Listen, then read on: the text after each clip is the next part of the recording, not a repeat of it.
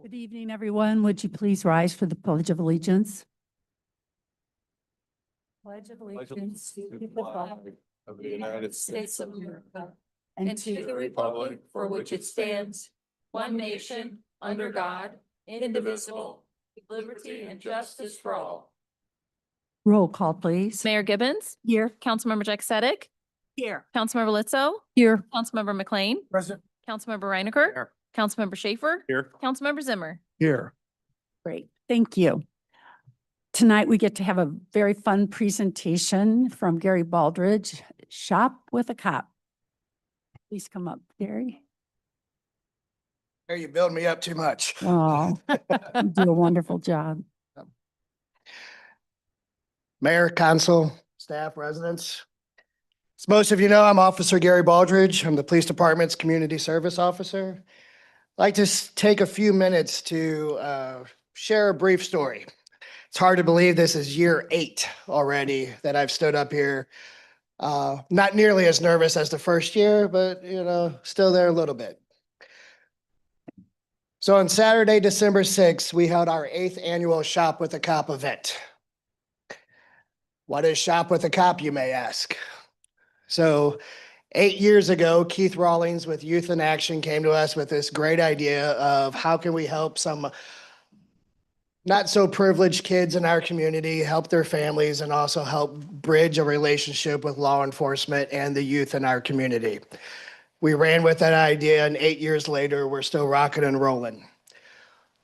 What we do is we partner with the Kirkwood School District. I meet with the lead counselor there at the beginning, maybe early fall, and I tell her how many kids we are budgeted for, how many we can accommodate. She then sends out to her teachers, educators, other counselors, custodians, school resource officers, a nomination form just like this. Why you would pick that student to participate in our program. If you don't mind, I'd like to read just one. I'm going to change the name. I am writing to nominate Bobby, a 5th grader at Westchester, for the Shop with a Cop program. Bobby is a kind-hearted, responsible, and respectful student who would greatly benefit from this special opportunity.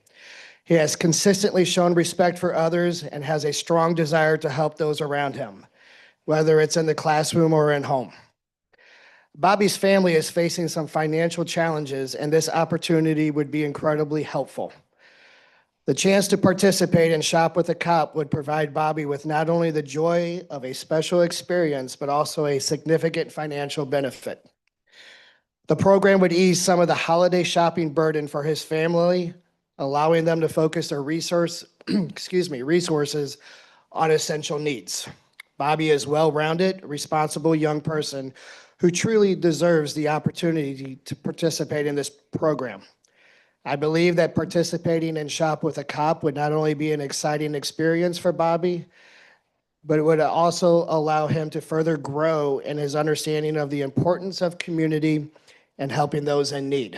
I am confident he would represent the program with pride and make the most of this valuable opportunity. A couple other phrases, just wanted to note. David said I could talk for 40 minutes. Low income, struggling financially, no extra room in the budget, financial hardships, difficulty making ends meet, the working poor. Lives with grandparents, passing of a father figure due to violence, experiencing housing insecurity. An opportunity for him to receive positive attention and build a meaningful connection. Could use a positive role model. Could benefit from a positive interaction with the police officer. One little girl that participated, her name was Nicole. Nicole's mother shared she was moved to tears when learning about this opportunity. So on December 6th, we took 40 kids from 26 Kirkwood families shopping at the Kirkwood Walmart. To date, 8 years later, this puts us at 364 kids. we have provided for since starting the Shop with a Cop program. Essentially what happens is when the kids come in, we check them in, they get paired off with an officer, and each child was provided a $125 gift card to shop however they felt they would like to. Most shopped for themselves, most also shopped for others. Multiple officers participated in the event on their own time with no expectation of compensation. Additionally, several spouses, civilian employees, and officers' kids, mine, and several others, helped wrap gifts and take on some of the elf responsibilities. I want to note a very, very special thanks to our friends at the Kirkwood Walmart who always provide, if you notice the table over there on the left, was loaded with snacks, coffee, juice, milk, donuts, anything that the kids would like. Walmart also generously donates wrapping paper, scissors, tape, I can't go on. Due to the generosity of our community members and donors, we also were able to gift each family a gift card to Aldi to have a meal on us. Very, very special thanks to Mr. Andy Cramper, owner of the Aero Box Company, numerous generous residents and community members, members of the Kirkwood Police Department, and an absolute huge thanks to Mr. Tom Enders of Tom's Service Station at Kirkwood and Washington, who has been a financial supporter since day one. I appreciate the opportunity to share this moment with you all. Thank you.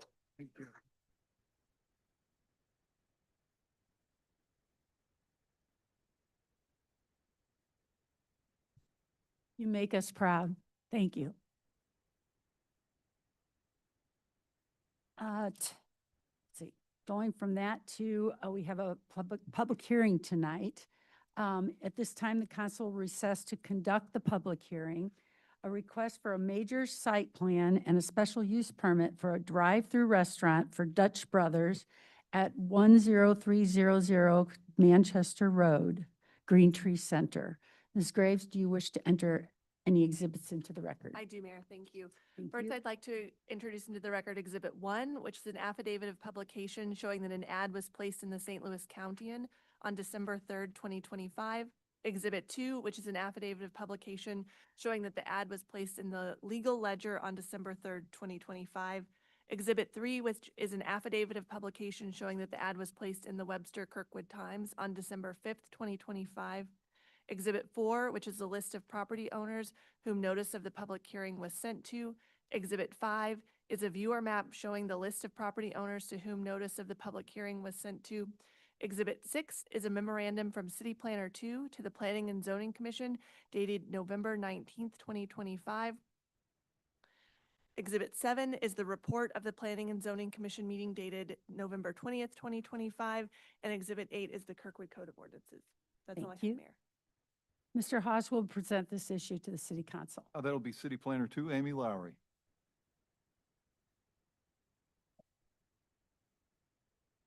Good evening, Mayor and Council. Waiting for my slides to come up.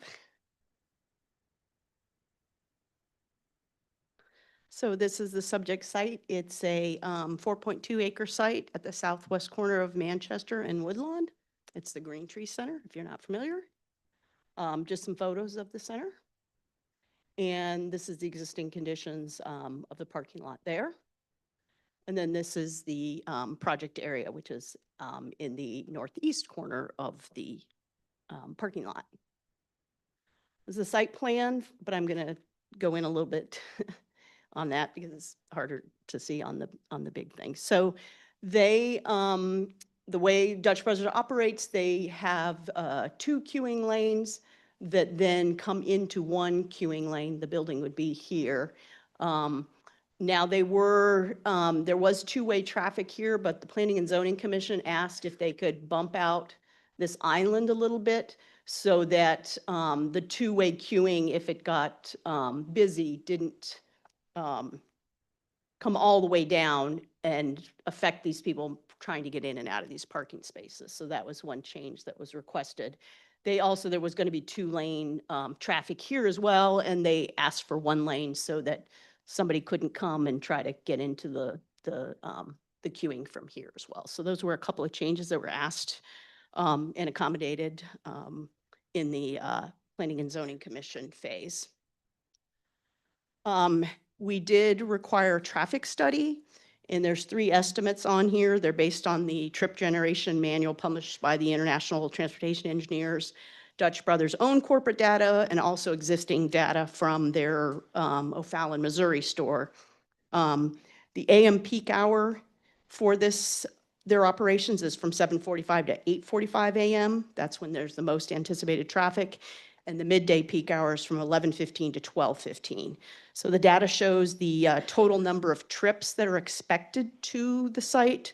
The pass-by trips, which means traffic that would be going by on Manchester or on Woodlawn, and they just jump to go to the store, and then the total number of new trips.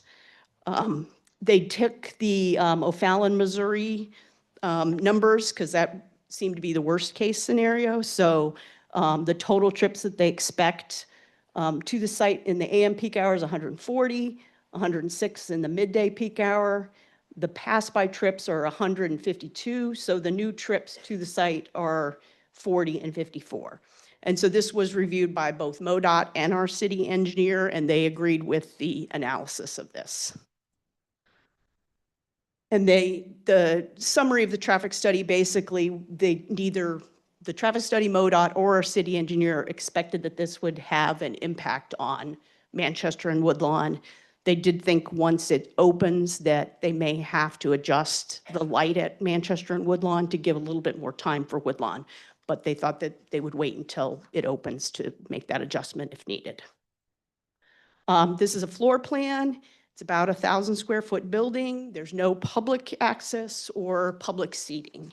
There may be some seats on a little patio that they have here on the outside. And just proposed building elevations. Again, this will go to the Architectural Review Board for review. Landscape plan. They're meeting all the parking lot, tree and shrubs that are under our code to be put in. And then there's new trees at the ends of parking rows that are going to be put in, as well as trees around the dumpster enclosure, which is right here. One thing that took a little bit of time with the Planning and Zoning Commission was our code requires that if there's a drive-through window or drive-through signs in the front yard of a project, that those need to be visually screened. And so those are going to be screened with some tall evergreens here and here. And those are actually going to be these Chinese junipers that will go in those areas to screen those. This is just the landscape plan, the other trees and shrubs that are planned. And then the lighting plan does meet our code. We did get a qualification from Dutch Brothers because they are going to put neon lights under this canopy, but it's kind of hard to see on this detail, but there's a detail of the canopy here, so the neon lights will be up inside the canopy, so you won't see them, the actual neon lights, you'll just get a shadow below. So that's what was done with the 7 Brew down on South Kirkwood Road as well. P&Z commission conditions of note. The applicant had said that their usual preferred hours were 5 a.m. to 11 p.m. However, the subcommittee and then ultimately the commission felt that because this is close to residential on the other side of Woodlawn, and given the hours that 7 Brew down on South Kirkwood Road got, they adjusted the hours from 5:30 to 10 Sunday through Thursday, and then 5:30 to 11 on Friday and Saturday. And then there was some issue about the dumpster enclosure. We just want to make sure that the doors don't open and hit the cars on either side, but that can be worked out at the building permit stage. And then finally, they wanted to add a condition for the pedestrian. Let me go back to that. There's a pedestrian route from Manchester Road, that comes down to the site. And they just wanted to make sure there's some signage there so that people in the drive-through lane know to look for those pedestrians. And if you did read the subcommittee report, you may see there's some conditions on landscaping and lighting. Those were actually resolved before the Planning and Zoning Commission meeting, so those are not in the proposed ordinance. Finally, this is both special use permit for the drive-through and site plan for the actual building of the parking lot and the building. And there are criteria under special use permit. There are 14 criteria that are reviewed by planning and zoning and by yourselves. And then for the site plan, there are actually 19 criteria that are reviewed. And I'm happy to answer any questions that you may have. And the applicant is here as well. Applicant wish to say anything?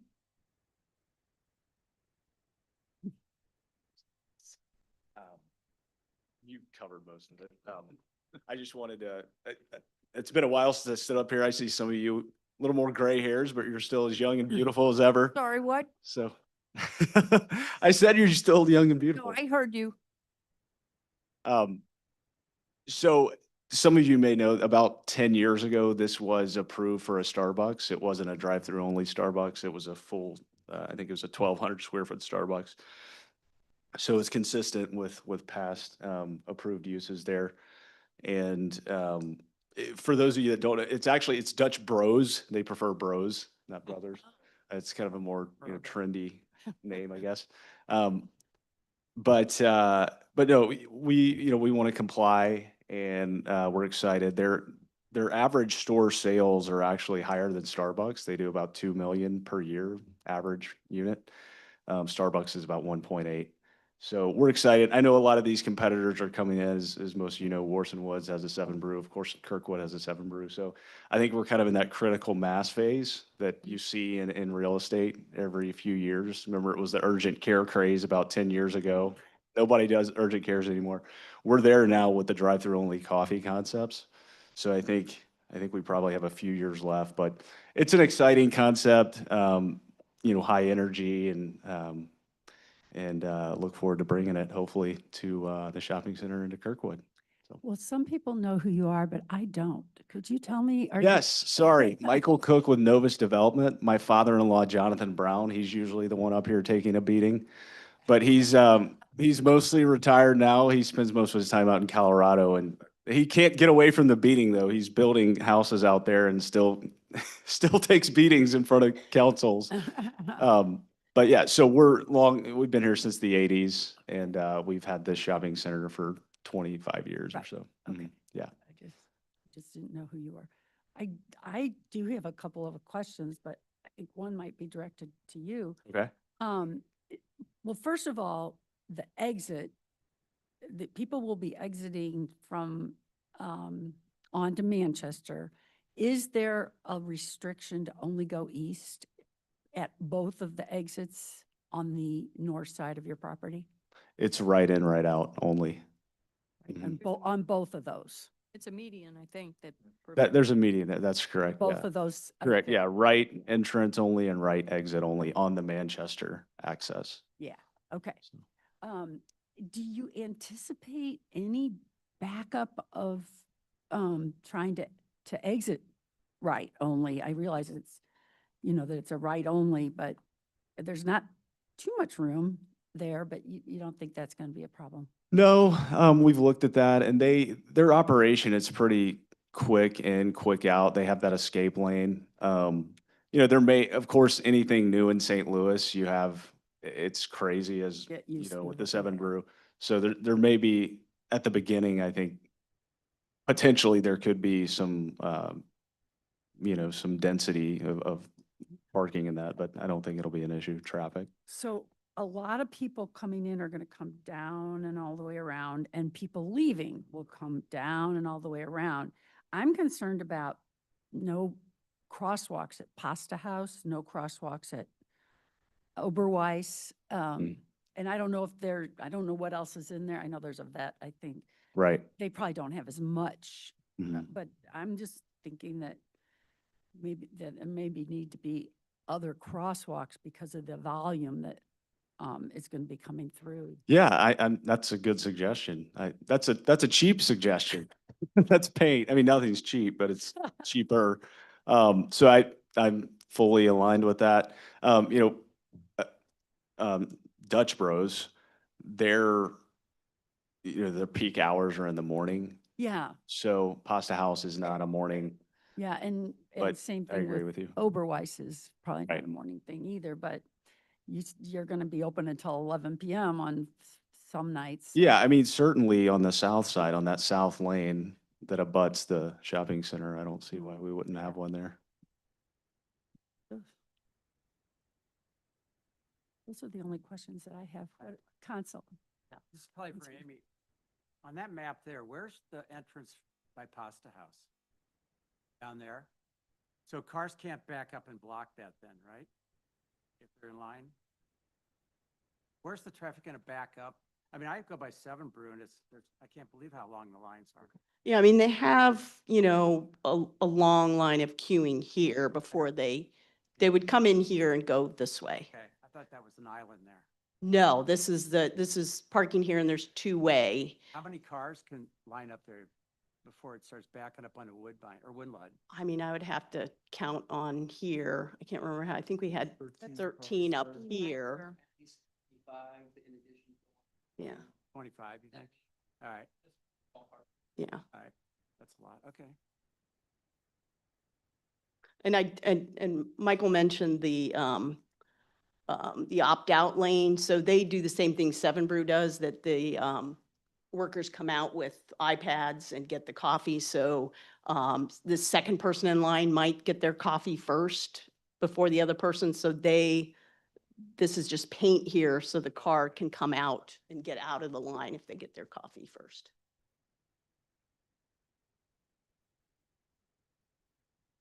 Councilmember Zimmer? Yeah, thank you. Amy, do you have an idea, or maybe Dutch Bros can tell us, as far as the 13 cars are there, based on their experience in other locations, what's the maximum amount of cars they might see at one time in a peak hour? I mean, the traffic study had, what was it? Let me go back to that. Based on their O'Fallon store, which was pretty busy, would be, 140 cars So, In an hour, in an hour. in an hour, so, how many in a 10-minute time span? And I think Councilmember Reinecker made a good point. Seven Brew, I saw that traffic study and there are a lot more cars there than what was in that study. And I've seen it myself. And that's my concern with this is this going to be overwhelmed with cars no matter what time of day? I mean, we actually didn't have a study for Seven Brew because it was already a drive-through for Arby's, so, I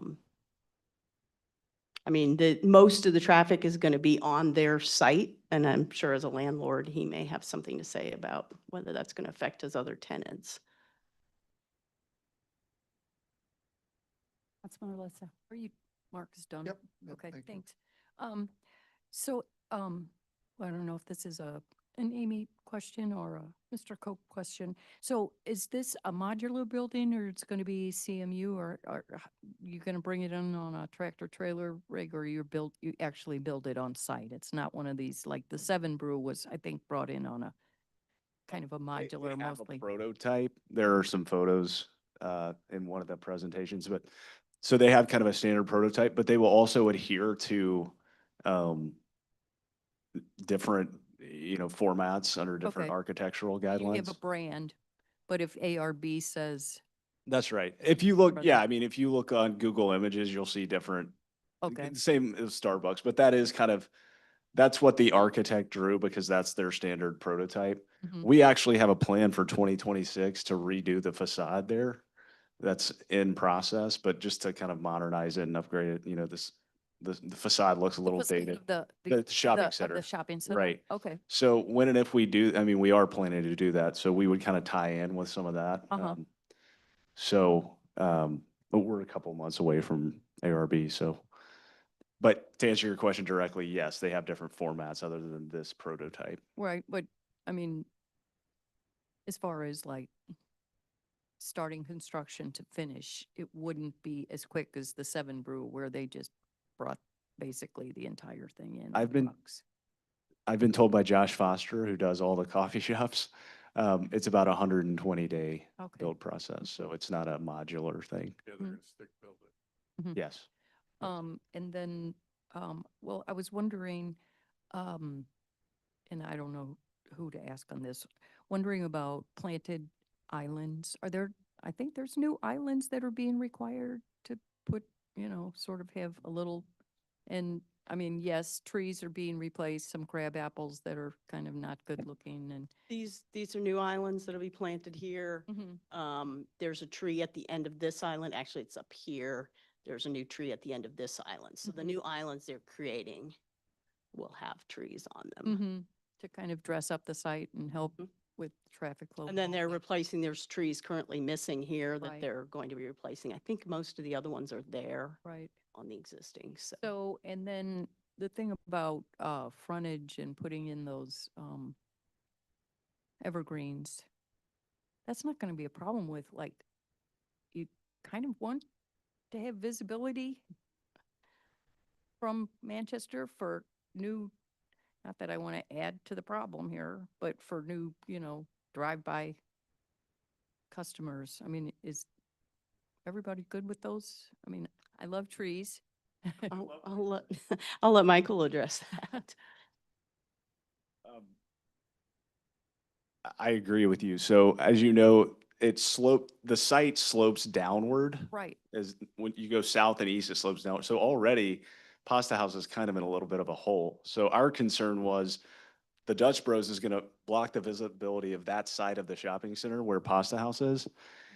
And then we're putting up, I don't mean to sound like I'm complaining, but we're putting up several, I don't know, it's 8 or something, 8-foot Oh, tall of those junipers Right. in front of the Dutch Bros to meet the, right. um, Which the, normally I would agree with. right, so You only they, look at the inner workings of your business, that kind of Right. stuff.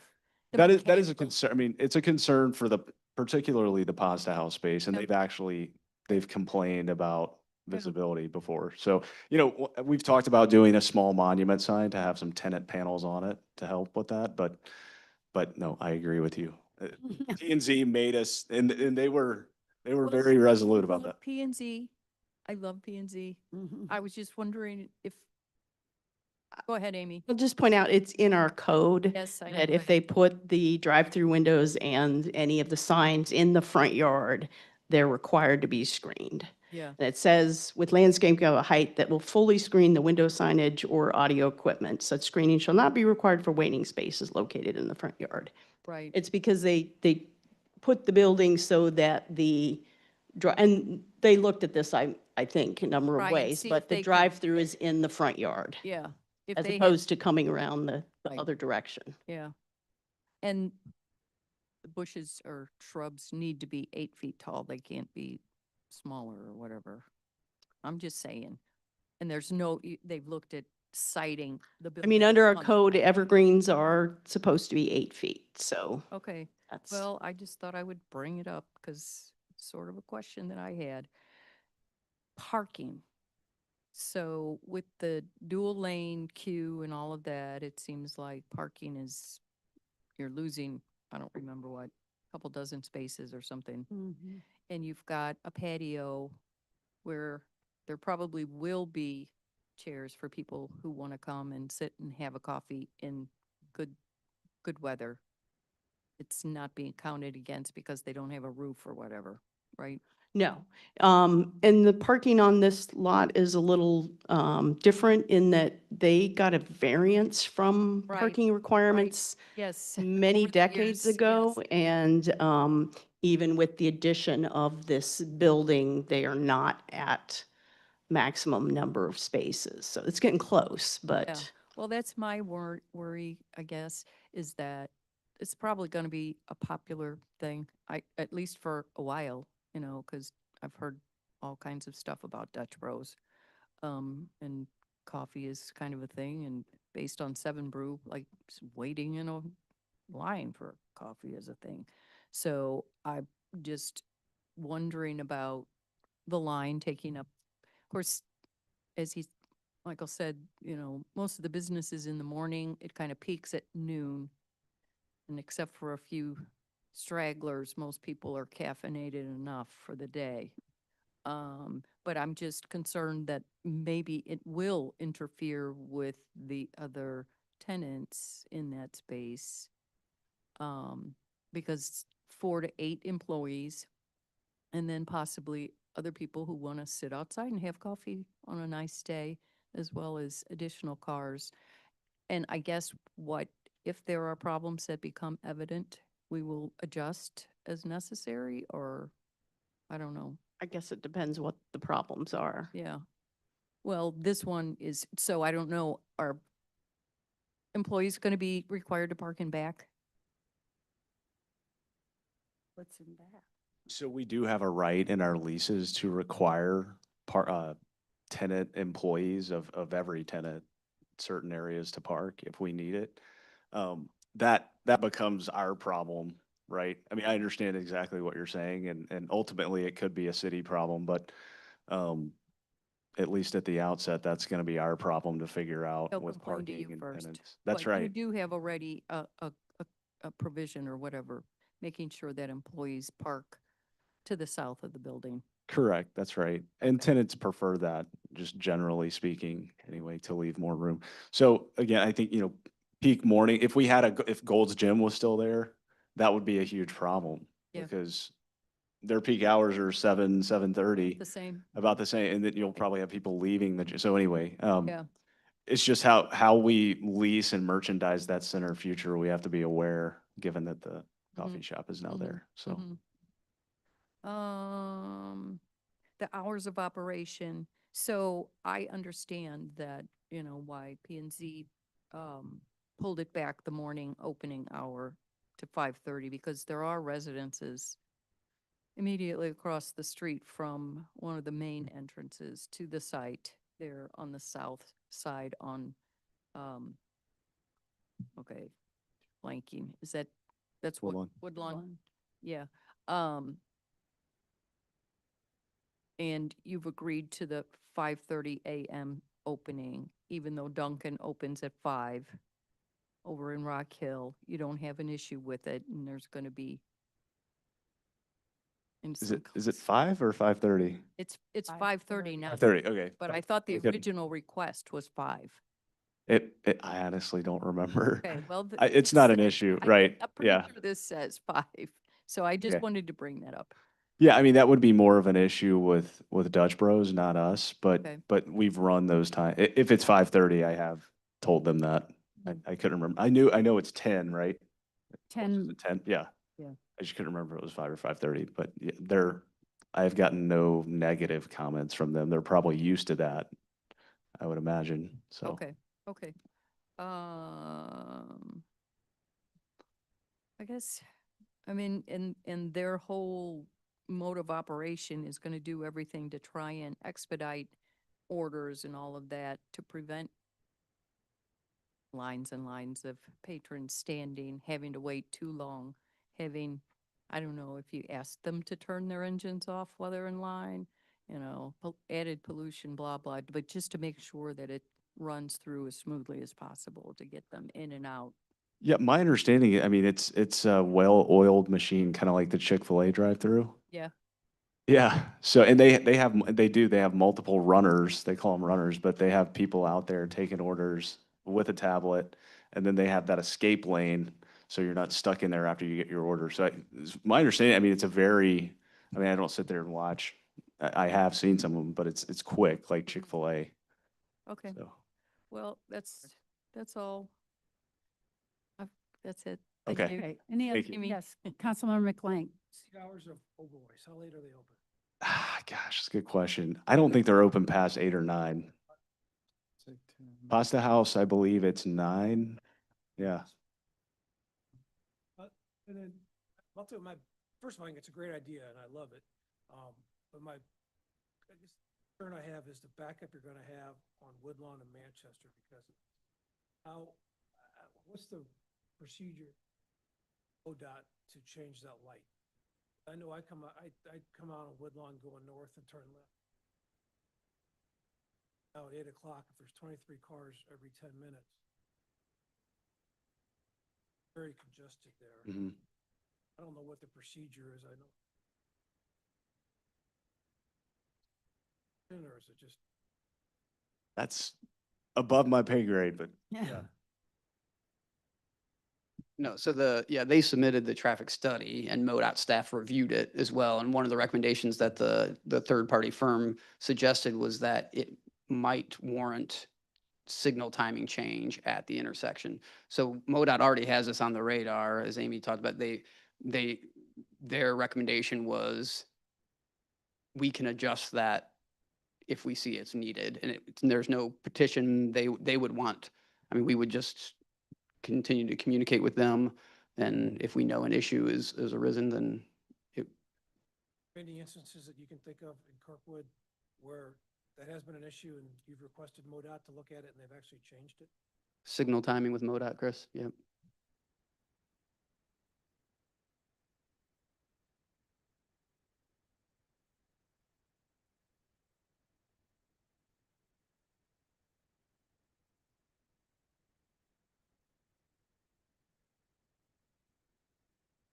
And if I can, while I'm up, I'll clarify, my estimate earlier was a little off, Councilmember Reinecker, so when I looked at it closer, it's probably about 15 additional cars that could queue in addition to the 13 that they show before it would hit the entrance, because it goes in a single lane, but, I mean, they could get creative, they could curve all the way to the west and around too, if they really wanted to wait. Mhm.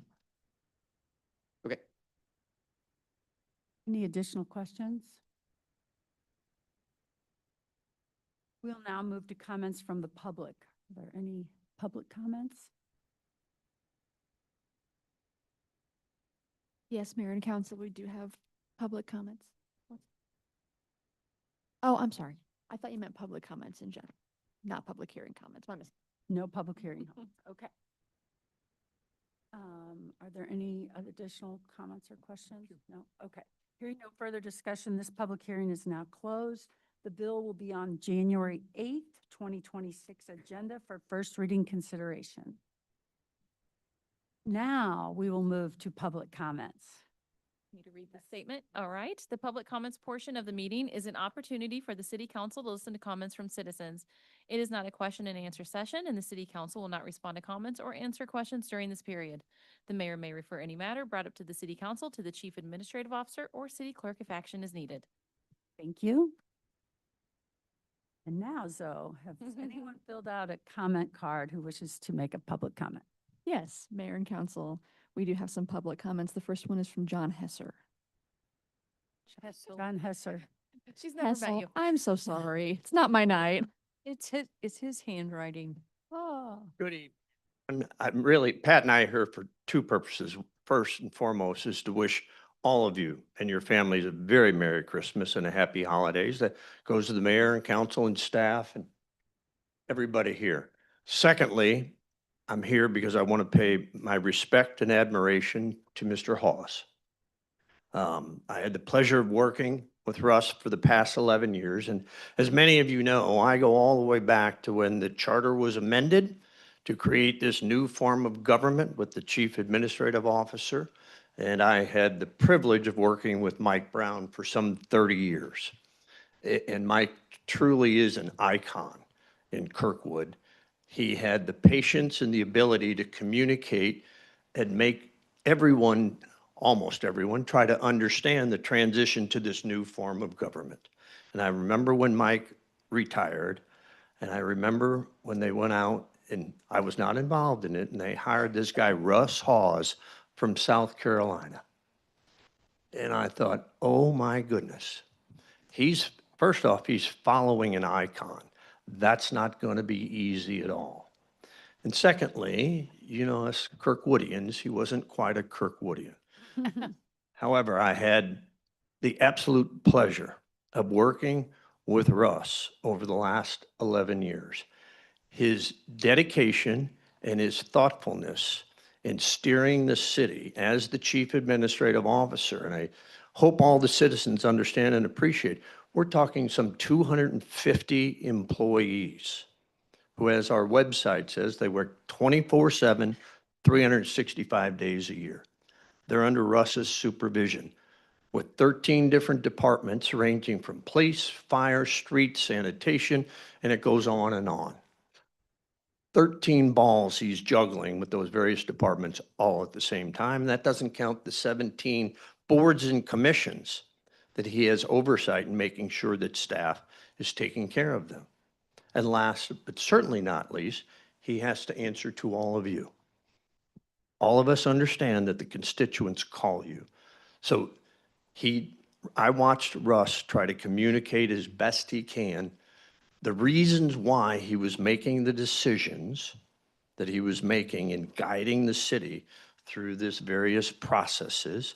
I watched Russ try to communicate all of that, not only to you, but the 29,000 citizens who would question his decisions as well.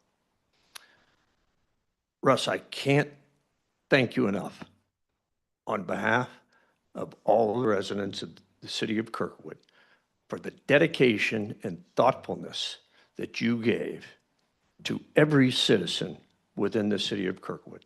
I personally worked with you. I witnessed how you cared for all of them and the implications of your decisions to everyone. So thank you again. You now are sort of a member of the club. So Meg, when you're ready to have him step out of the house, I'll never forget my mother told my dad, I married you for better or worse, but not for lunch after he retired. So if you need to get out of the house, let me know.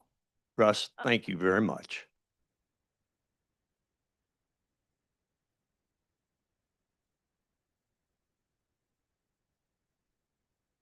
The next comment is from Ellen Edmond.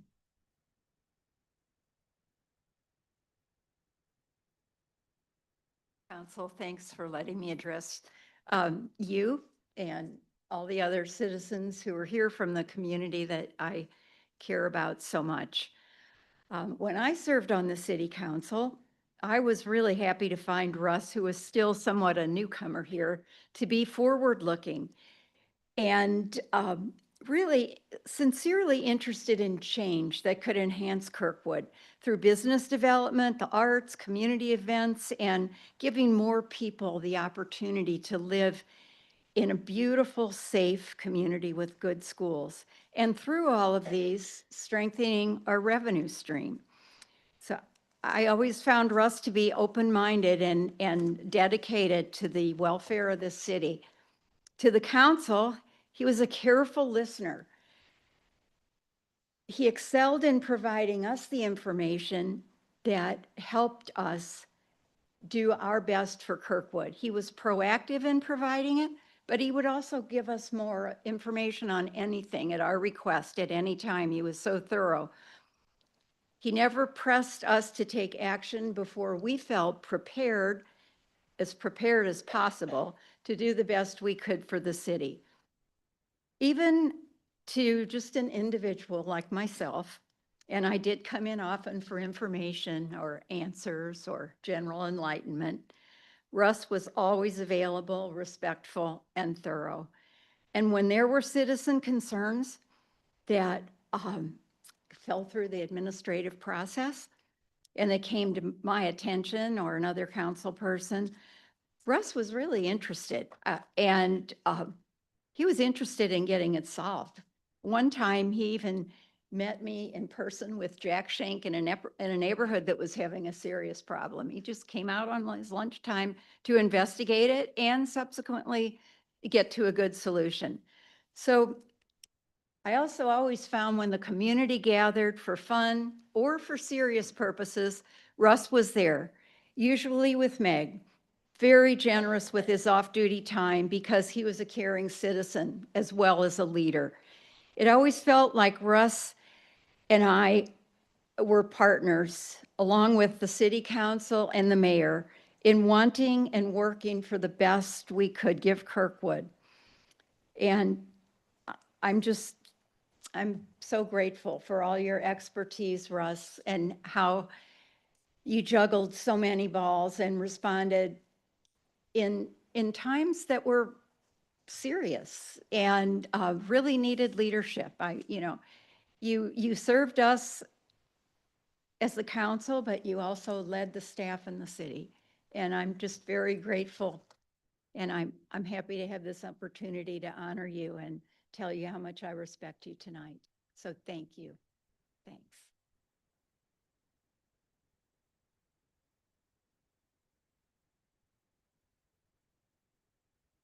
The next comment is from Betty Montagna. I told you I'd be back. When I retired, I said, I may come back. It won't be to work, but it'll be under citizen comments. Hello, everyone. It's so good to see you all. I just wanted to take this opportunity to basically honor Russ. I remember Russ came on board after I had been here for 26 years. And he used to always tell me, tell me about Kirkwood. And we would have discussions. It wasn't about the miles in Kirkwood and things like that. It was more about the spirit of Kirkwood. What do people feel? And he had a lot of compassion about that. And I was concerned after Mike left because I had worked with Mike for 26 years. Russ stepped into that role. You brought such creative, innovative ideas to Kirkwood. And I don't think Kirkwood would be the way it is today without your leadership and guidance and your guidance to the council. You are the best leader that I had ever had the honor of working with. And I wish for you and your family nothing but happiness and success in the future. Thank you. Thank you, Judge.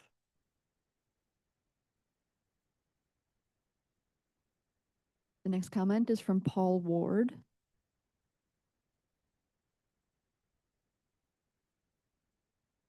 Like Bob Euchre out in the back, bro. Good evening, everyone. Stuff like this makes you reflect a little bit. And while I was thinking about what I wanted to say about Russ, I realized I've served in this community for 39 years. I'm a third generation resident. So, one of the things that I wanted to talk about was that in those 39 years, I served on state municipal league. So I met with a lot of city managers, and I spent a lot of time with Mike Brown and John trying to keep me out of trouble because I got called into the office a few times. Paul, you can be stupid or you can be crazy, but you can't be both. So, and that was one of the things Mike said, Paul, just try and keep it in line, remember you serve at the pleasure of the council, kind of stuff. But having worked with Mike and the stature he had across the state and being one of those who was part of choosing Russ as Gina was and Art, those are things you don't take lightly. And we hired a national company. I still have all the paperwork if you all want it. I have the RFP. I already gave mine to. Okay. And so, this is a profound community, and I hope you all don't take it lightly. Russ came in 20 years of planning. All that you see were stuff that we started 20 years ago. All the downtown stuff we started back when Mike Swoboda was mayor in 2000. And Russ came in, embraced it, and got it done. From the KPAC to now the new proposal for this city maintenance facility. So, I was glad for that part of it. And I made it clear once Russ came in, I went and had my little sit down with him, and I just wanted him to always know how my jib was cut. And one of the things I told him that I learned from Mike Brown is you expect your city manager to guide the council in making good decisions, not their decisions, but good decisions. And I think Russ did that. He had challenges, and I was very proud of him, what he tried to do for our employees and trying to get them a better benefit package. I would still like to see something like that happen in these challenging days that we're in, and we need to get that done. But Russ, you have done a wonderful job. As far as I'm concerned, even when council didn't give you clear consensus, you still got it done. And so I really appreciate that. And Meg, it's good to know you're still going to be around. Oh, yeah. And, you know, so I look forward to that. But the community is better off for having you here. And I look forward. And one thing for council, because you know how I like to throw my things of wisdom. Back in, everybody remembers February 7th, 2008, after that tragedy, it shook this community. We had a lot of community outreach, and I was part of that. And I remember a gentleman who came to one of those talks, and it made me just stop and pause because he said, I didn't know what I didn't know. And you don't know how many times I'm sitting up there remembering those words, because we just can't know everything that we've got to know. And so I hope you all keep that in mind as you go through this challenge of replacing Russ and what it means to the community. And I hope you do a lot of outreach to citizens, because we've got a lot of talented people in this community that we don't know. So you all have a good evening. Happy Merry Christmas. Peace be with you and your family, and Happy New Year.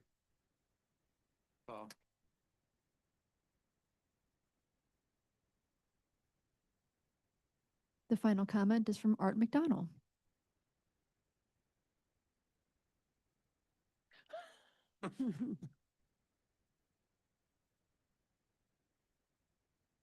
Good evening, council and mayor. And it's a pleasure to see you this evening, and thank you for your service, by the way. I'm the only mayor of Kirkwood who served with Kirkwood's only two chief administrative officers. When Mike Brown retired, I don't know if you can hear me, the national search began to replace him, and Russ Hawes was chosen. Kirkwood is really fortunate that Russ Hawes accepted the position, and he has done an exceptional job for the citizens of Kirkwood and the Kirkwood City Council. Russ is progressive, but fiscally responsible, a good team builder, a good listener, responsive to the concerns of the citizens and the council, well regarded in the community, and a person who has demonstrated his commitment to Kirkwood and its reputation in the St. Louis area. He is a person of integrity. Amazing accomplishments have taken place in Kirkwood since Russ began, and for which he has been a leader and advisor to his staff and to the mayors and councils. Russ encouraged the city to reach out for more street grants. Kirkwood received more street grants than ever before. The street sales tax passed, giving Kirkwood the necessary funds to repair all our streets. A new successful performing arts center was built, which is the spark for a future development in the surrounding area. A new, more efficient public works facility is being constructed. A new restored community center is now open, with a rebuilt ice rink to start next year. The renovated Kirkwood train station will be completed in the summer. A Duane Plater-Zyberg study of the SBD was completed. Our police and fire departments are the envy of all of our neighboring cities. Our enterprise funds have all been put on solid business footings and will in the future be repaying back to the citizens of Kirkwood with profits. Russ has chosen an exceptional staff to run all our many city governments, departments, and there is a very positive mood in the city. And there's plenty more for that list, but I only have 3 minutes, right? Yes, yes, Russ did not do all this on his own, but his careful, progressive leadership brought people together, mayors, city councils, citizens, and staff to accomplish miracles for Kirkwood. A city council hands over to the city manager the responsibility to run the city, and as a former mayor, I think Russ Hawes deserves 5 stars for his job in Kirkwood. Good luck to you, Russ, in your retirement from Kirkwood government. But I'm sure you will probably find other opportunities with which to share your outstanding skills. And as a former mayor and Kirkwood citizen, I am so glad you came to our city. And thank you for your commitment to Kirkwood.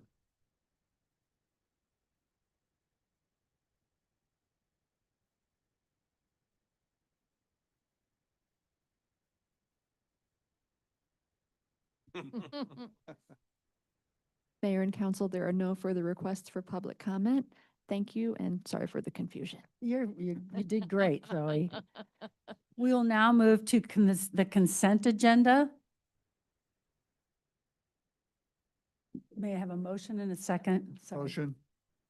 Okay, Then, and then, yep. And then, right, I discovered actually reading the minutes that we were being asked to approve under the consent agenda that there's some material error in especially the November 20th council meeting. And I think also the December 4th was Nope. there. December That 4th is okay. Yep. So it's just, I'd like to pull November 20th And move it to the minutes end. to the end Okay. after we do the new business. okay, very good.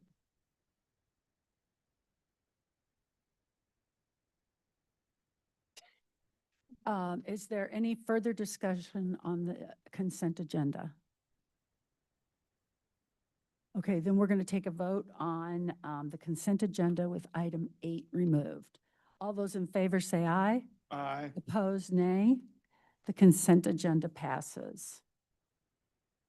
And now we will move into unfinished business. We'll need a motion, a second to bring a substitute bill 11099 to the floor for consideration. Motion. Second. Very good. And now I think, Russ, you need to read the substitute. Need a vote on the motion. Oh, a vote on the motion. Okay. All in favor of the motion to bring substitute bill 11099 to the floor for consideration, say aye. Aye. Opposed, nay. The substitute bill passes. Sorry. Nope. Now, Right. now Russ will read the One, title. no. Okay. Now Russ will read it. I'm There we sorry. go. There we go. Mayor and Council, this is an ordinance adopting the 2021 International Building Code with modifications as the City of Kirkwood Building Code, establishing minimum regulations governing the design, construction, alteration, enlargement, repair, demolition, removal, quality of materials, erection, location, relocation, replacement, maintenance, and use of all buildings and structures, providing for the issuance of permits and the collection of fees, and repealing the current building code. Okay. And I think what we should do is maybe see if Jonathan could come up and just tell us why we are doing substitute bills on all, what is it, 9 of them? So there's, sure, Mayor, Council, Thank thank you. you. So there are 10 bills altogether, ordinances together. 9 of them, the substitutes are purely to change the effective date. So generally, ordinances are drafted to be effective immediately. The 9 of these are that you'll read or consider substitute bills for tonight is just changing to make it these effective April 1st, 2026. And that was after feedback we received from the community and further consideration to allow more time for people to plan for these code changes. And the 10th one, the International Residential Code, in addition to having that delayed effective date, also has some substantive changes related to the code that was also a result of further discussion with the HBA here and reviewing their additional requests. So. Any questions? In the, one of the whereas talks about the ISO has recommended we update it. How does that factor in, or, because the ISO accreditation was a couple years ago, wasn't it? Or is this a?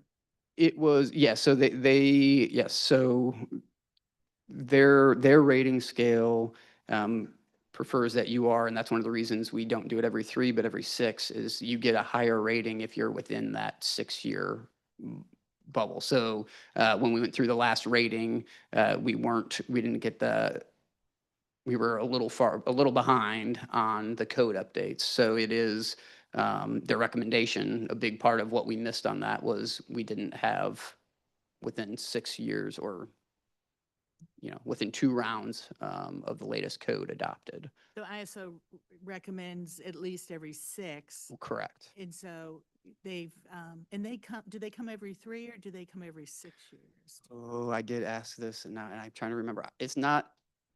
You can tell me one thing or the other. I won't give you the right answer. I believe it's every 3, but I can't be certain. 3. So Yeah, this yeah. is, because I know they were here, they're probably due next year. So Right. we haven't been quite updating it. Well, it usually our update schedule is right around, well, so we're behind on this one. Yeah, yeah. So there were we're going through the ERP project. There were things that delayed this, and usually our update is right about the ISO time. We try to get it done right before, or sometimes we ask for an extension and get it done right after. So this one is a little behind. Yeah. Great, yeah. thank you. Okay. Are there any other questions about Substitute Bill 11099? Roll call, please. Mayor Gibbons? Yes. Councilmember Jack Sadek? Yes. Councilmember Lizzo? Yes. Councilmember McLean? Yes. Councilmember Reinecker? Yes. Councilmember Schaefer? Yes. Councilmember Zimmer? Yes. Okay, thank you. The bill has passed final reading. We will need a motion and a second to bring Substitute Bill 11100 to the floor for consideration. Motion. Second. Thank you. Let's see. Now we need On that motion. a vote on the motion. Sorry, I'm getting confused on this. All in favor of the motion to bring Substitute Bill 11100 to the floor for consideration, say aye. Aye. Opposed, nay. All right. Okay, so Substitute Bill, yeah, your turn. Mayor and Council, this is an ordinance adopting the 2021 International Existing Building Code with modifications as the City of Kirkwood Existing Building Code, regulating and governing the repair, alteration, change of occupancy, addition, and relocation of existing buildings, including historic buildings, as herein provided in the City of Kirkwood, providing for the issuance of permits and collection of fees therefore, and repealing the current existing building code.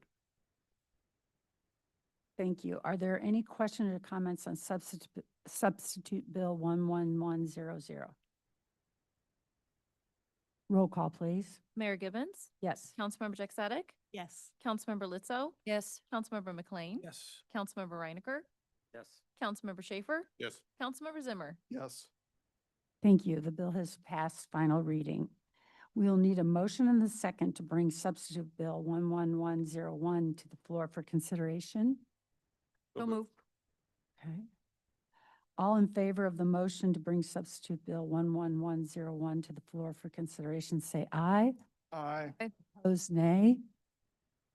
All right, Mayor and Council, this is an ordinance adopting the 2021 International Mechanical Code with modifications as the City of Kirkwood Mechanical Code, regulating the design, construction, quality of materials, erection, installation, alteration, repair, location, relocation, replacement, additions to, use, or maintenance of the mechanical systems in the City of Kirkwood, providing for the issuance of permits and collection of fees therefore, and repealing the current mechanical code.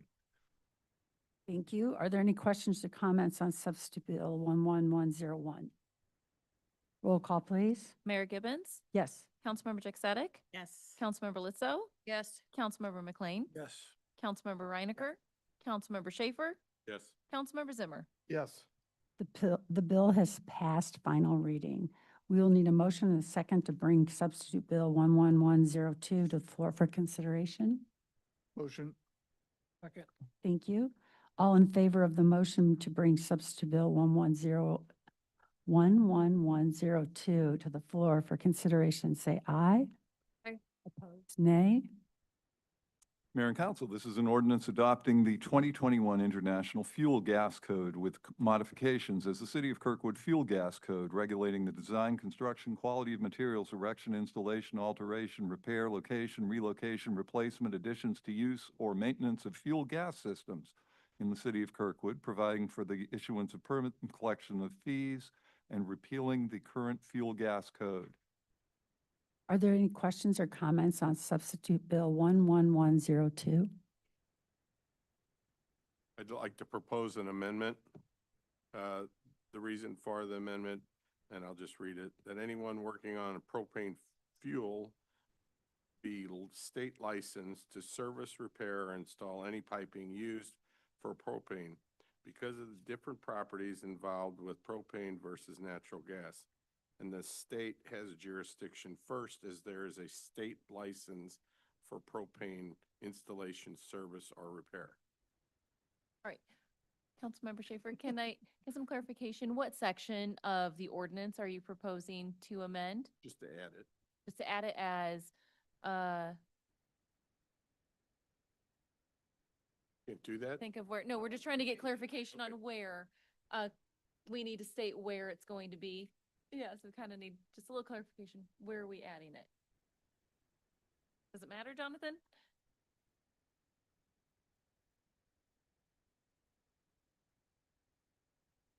Prepare for this. I'm sure there is an appropriate section within the mechanical.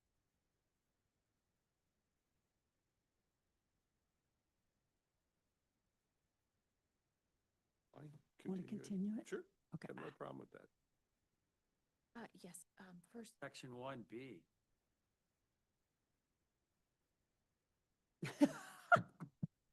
There we go. It's pretty simple. It's pretty Yeah, straightforward. but maybe we just, So, whatever you want to do, Mayor, it's complicated. okay? Well, let me just add that the way this code works is that our bill is actually, our code is actually integrating into the international mechanical code.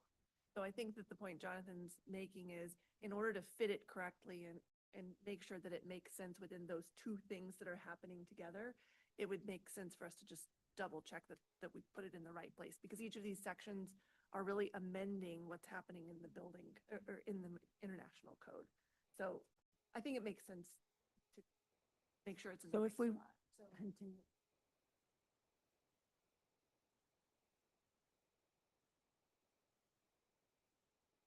I'll withdraw, Mayor. Okay. All right. And then I'd like a motion and a second to continue Bill 11103. You need to give a date to, do you want it to be the next meeting, January 8th, yes. 2026? Yeah. Okay. Motion. Okay, I think I got two, right? Okay. Can we do? All in favor? All in favor, aye? Aye. Opposed, nay? Okay, it'll be continued to January 8th. Thank you. Okay. We need a motion and a second to bring substitute bill 11104 to the floor for consideration. 11103. Let's do three first. 1103. Okay, we just did, That was, we just That did was two. two. okay, sorry, 11103. So moved. Second. Okay. All in favor of the motion to bring substitute bill 11103 to the floor for consideration, say aye. Aye. Opposed, nay? All right, Mayor and Council, this is an ordinance adopting the 2021 International Energy Conservation Code with modifications as the City of Kirkwood Energy Conservation Code, regulating and governing energy-efficient building envelopes and installation of energy-efficient mechanical, lighting, and power systems in the City of Kirkwood, providing for the issuance of permits and collection of fees, and repealing the current Energy Conservation Code. Thank you. Are there any questions or comments on substitute bill 11103? Roll call, please. Mayor Gibbons? Yes. Councilmember Jack Sadek? Yes. Councilmember Lizzo? Yes. Councilmember McLean? Yes. Councilmember Reinecker? Yes. Councilmember Schaefer? Yes. Councilmember Zimmer? Yes. The bill has passed final reading. We'll need a motion and a second to bring substitute bill 11104 to the floor for consideration. Move. Second. All in favor of the motion to bring substitute bill 11104 to the floor for consideration, say aye. Opposed, nay.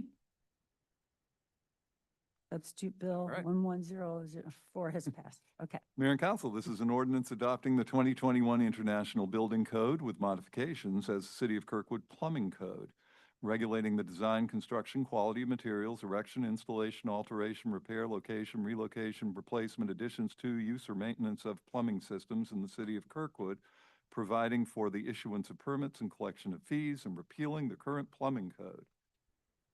Are there any questions or comments on substitute bill 11104? Roll call, please. Mayor Gibbons? Yes. Councilmember Jack Sadek? Yes. Councilmember Lizzo? Yes. Councilmember McLean? Yes. Councilmember Reinecker? Yes. Councilmember Schaefer? Yes. Councilmember Zimmer? Yes. Great. Thank you. The bill has passed final reading. We need a motion and a second to bring substitute bill 11105 to the floor for consideration. So moved. Second. Thank you. All in favor of the motion to bring substitute bill 11105 to the floor for consideration, say aye. Aye. Opposed, nay.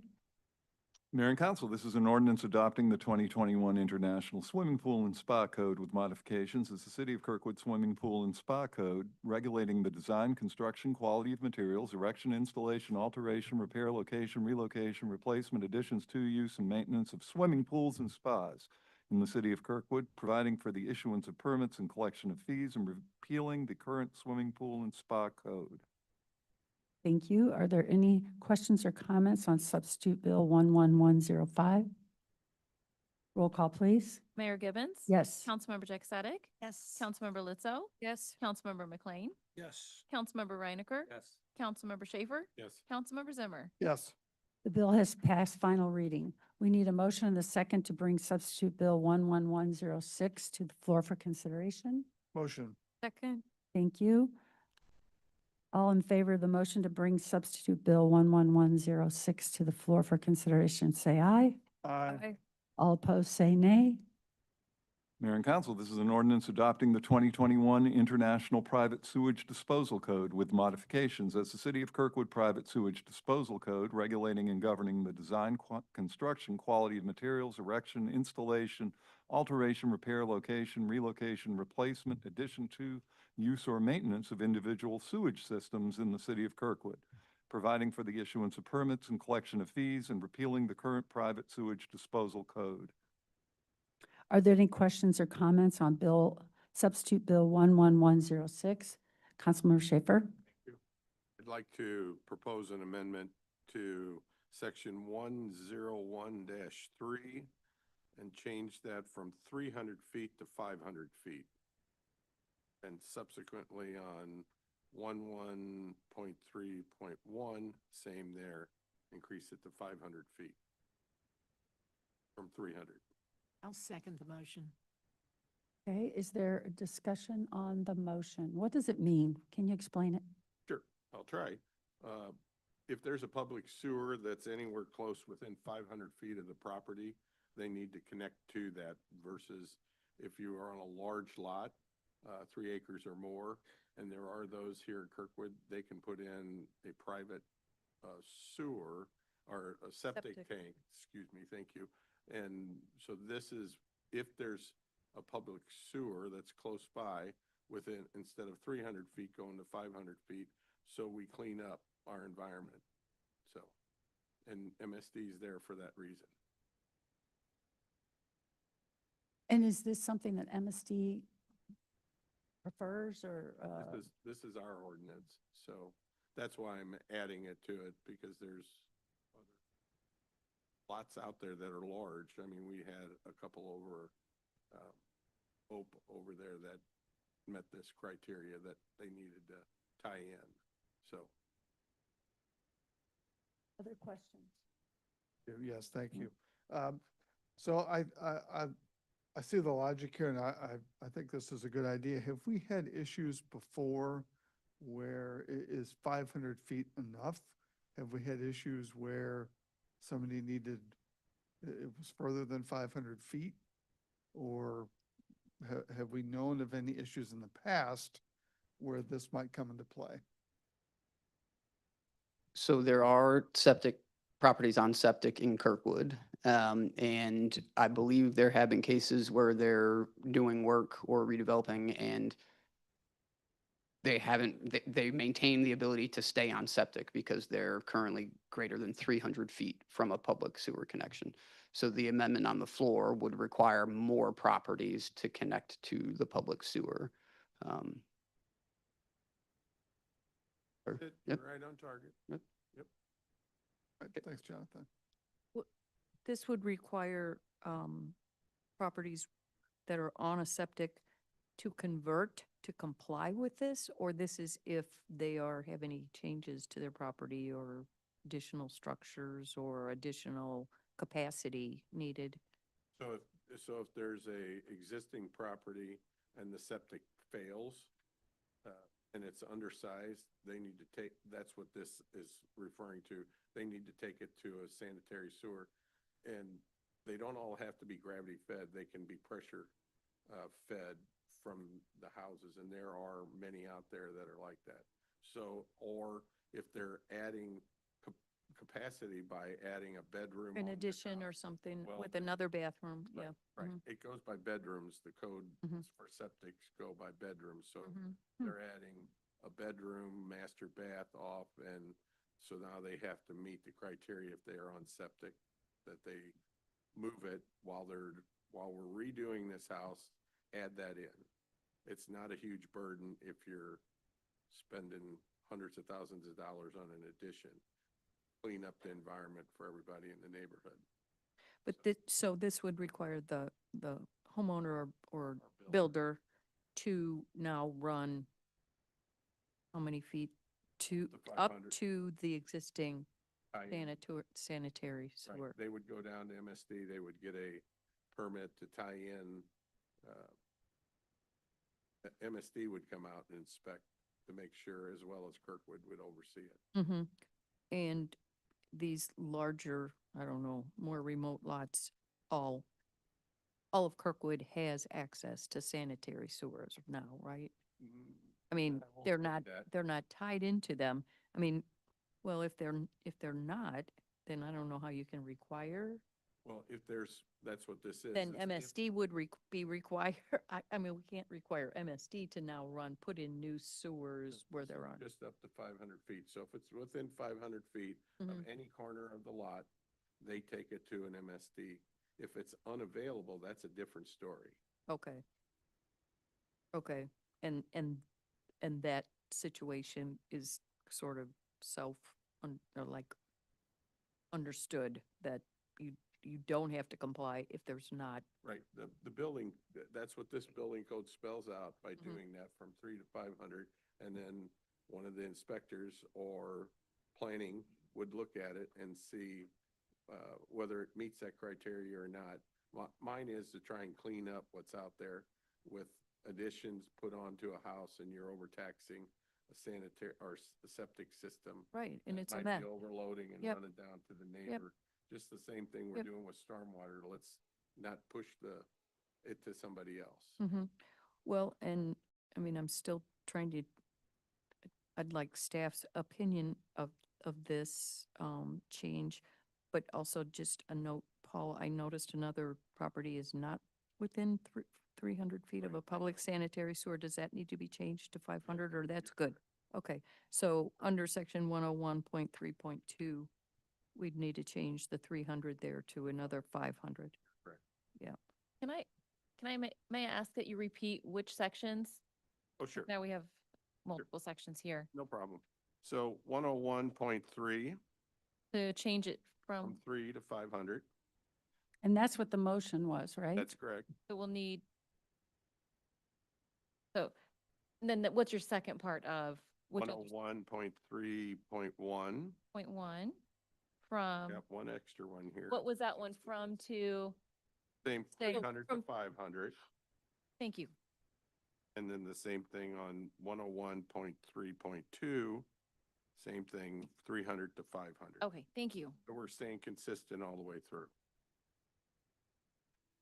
Okay. Yeah. Single motion for all three. Okay. Yes, okay, Mhm. thank you. Well, and while I still think I have the 4, Could I ask, Jonathan, thanks, Paul. Could I ask staff to, your opinion of this change? As far as I'm aware, 300 is a fairly consistent measurement, but to Councilmember Schaefer's point, I mean, it's just, it would require more properties to do this. And to the end, if the goal is to get more connected to the public sewer, I mean, I'm sure everybody understands this, it's more cost, right, to do that. But if the goal is to get more people connected, I don't know from a legal standpoint what's been, if there's an envelope to push about how far is too far to require it, but I think there's the sanitation aspect of the reason Right. for doing this. It's but- a public health issue, Mhm. right? Sure. I mean, so HBA members have looked at the proposed changes, and I know in the next bill, there are actual changes, not just effective date. Right. But I'm wondering if we need to run this by them for a reason, or just, I I mean, mean, it seems a reasonable thing to me, but again, it does get into cost, but it also is a public health issue when you have septic systems on probably fairly large structures. Most know. of them are over 30 if they're over 30 years old, their fields are already full, so they're not taking the waste like they should and the overflow like they should. So that's another reason that I'm pushing this, so that septic tanks that are failing in people's yards get removed, and then we tie into what everybody has, MSD, so they're in charge of the safety and moving that waste away from the home. So. Okay, thanks. That's all I have. Why 500 feet? I mean, how'd you pick that? Is that just kind of? It's a random number that I picked. That's And then- the truth. Well, I'm concerned about the cost, and I couldn't tell you how much it costs. And do you have some idea? Well, it depends on, so Mark, to answer that, it all depends on what the soils are that are there. Are they plastic? Are they clay? Are we going over rock? You know, there's a lot of rock in some of the bigger areas that you have bedrock. And so again, this is all part of owning a home. If you're going to put an addition on, you don't push it to the neighbor, and they can do that under a pressure system. So there's ways of doing this without digging down the china to get gravity. But when we had the issue with sidewalks and putting on if you're sidewalk in front of your house, we were concerned about adding that cost to someone. Issue there was additional cost. You know, if it's $5,000, that's one thing, but if it's $50,000 to add a sewer. I hear you. But mine is that we're not dumping fecal matter onto the neighbor down below. I don't think that that's right. And if there's for me, it's a moot point, because you've got a sanitary sewer close by, you need to be tying it in. And there's ways of doing it. There's many houses that are out here that are on pressure system that do that now. New construction, I agree with you. I'm not so. Well, and that's based on each one of them, that you can't predict that till you do soils test and see what you got. So. Well, and this is already talking about 300 feet of the property line, so it's the additional possibly 200 feet that you're running. Correct. Additional line to the sewer. Correct. Okay, any more comments or questions? I believe we are taking a Hold on vote. a second, I think. Oh, sorry. I think just to prepare, I think this is also cross-referencing the plumbing code, the 300 feet. So we'll likely come back with you. That one was already approved, but staff will look at that and make sure there's no other repercussions, because some of these codes cross-reference each other. So if this passes, we'll make sure it's just consistent through the other Perfect. I codes as well. Jonathan. Yeah. Appreciate So you'll bring back, if something else has to be changed, you'll bring it back to us. Okay, So we can continue. We can proceed. Thanks. So we are voting on the motion Motion to amend. to amend. Mhm. And that can be done, All in favor? all in favor. Thank you. All in favor of the motion, say aye. Aye. Opposed, nay. Okay, the motion carries. Now we're voting on the bill. The bill is amended. The substitute Bill bill is is a- amended. Substitute bill is amended. Any comments or questions? Roll call? Uh-huh. Are we ready? Okay. Mayor Gibbons, sorry. Yes. Councilmember Jack Yes. Councilmember Litzo, Yes. Councilmember McLean, Yes. Councilmember Reinecker, Yes. Councilmember Schaefer, Yes. Councilmember Zimmer. Yes. Okay. We'll need a motion and a second to bring substitute bill 11107 to the floor for consideration. So moved. Second. Thank you. All in favor of the motion to bring substitute bill 11107 to the floor for consideration, say aye. Aye. Opposed, nay. Mayor and Council, this is an ordinance adopting the 2021 International Residential Code for one and two family dwellings, including Appendix AA, sizing and capacity of gas piping, Appendix AB, sizing and venting systems serving appliances equipped with draft hoods, Category 1 appliances and appliances listed for use with Type B vents, Appendix AC, exit terminals for mechanical draft and direct vent venting systems, Appendix AE, manufactured housing used as dwellings, Appendix AF, radon control methods, Appendix AG, piping standards for various applications, Appendix AH, patio covers, Appendix AJ, existing buildings and structures, Appendix AK, sound transmission, Appendix AM, home daycare R3 occupancy, Appendix AP, sizing of water pipe sizing, Appendix AQ, tiny houses as published by the International Code Council with modifications as the Residential Code of the City of Kirkwood establishing minimum regulations governing the design, construction, alteration, enlargement, repair, demolition, removal, quality of materials, erection, location, relocation, replacement, maintenance, and use of all buildings and structures, providing for the issuance of permits and the collection of fees and the repealing of the existing residential code. Are there any questions or comments on substitute bill 11107? Yes. Thanks, Mayor. So this one actually does appear to have more changes than just an effective date. So I was wondering, maybe without overtaxing Jonathan, if you can just give us sort of a summary of what's going on, the whys and wherefores of all this. Sure, I can try. So I mentioned earlier, these were in a meeting that we had with the HBA, the same week as the first reading. These were other items that they saw the draft and wanted to meet again and discuss further. And these were items that they discussed, that they requested us to review again, and our billing division reviewed them and felt that they could be accommodated and still without sacrificing safety. And so there are things that run the gamut from not requiring a self-closing door on your garage to measuring receptacle requirements, outlet requirements based on linear and not on surface area of islands, because that was something that was added in this round of code. And when you get a deep island, it adds many. So it was all feedback that they are receiving, that we received from them with their application of these newer, some of the newer items. So, Okay. and most of these revert back to what we're doing now. Uh-huh.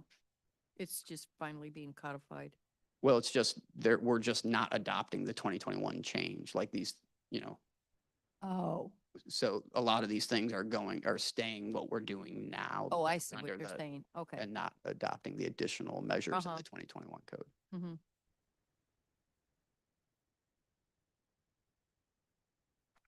That's all.